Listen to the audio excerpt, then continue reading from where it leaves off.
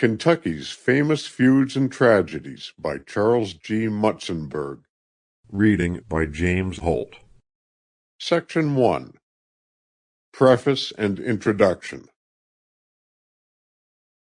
Preface.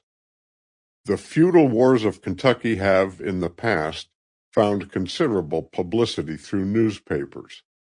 Unfortunately, many newspaper reporters dealing with this subject were either deprived of an opportunity to make a thorough investigation of the facts, or permitted their imagination to supply what they had failed to obtain.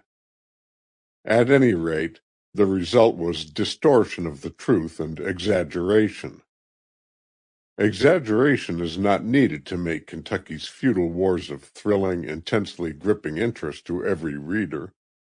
More than a score of years were spent in the collection of this material, involving tedious and painstaking investigations. The greatest difficulty was experienced in separating truth from falsehood. Often the most vital facts could be obtained solely from the actors in the bloody dramas. The feudists and their relatives proved, quite naturally, partial or prejudiced, and at all times were reluctant to admit any fact detrimental to their side or favorable to their enemies.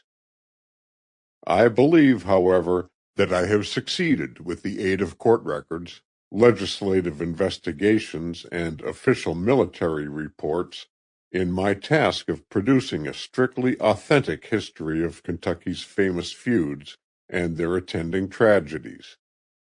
I trust that the publication of this volume will serve its designed purpose: to make crime odious, to illustrate the havoc that may be wrought anywhere through the lax, inefficient, or corrupt administration of justice, to arouse the people, not of Kentucky only, but of the country at large, to the necessity of dealing sternly with crime and faithless officers. Charles D. Mutzenberg, Harlan, Kentucky, September 1916. Introduction. A brief review of the history of Kentuckians may assist the reader to understand why they, a kind, hospitable people to the stranger, have so long borne the reputation of ready fighters who often kill upon the slightest provocation, and deserve that reputation in a large measure. It is bred in the bone for a Kentuckian to quickly resent an insult or redress an injury. Long before the Sample complete. Ready to continue?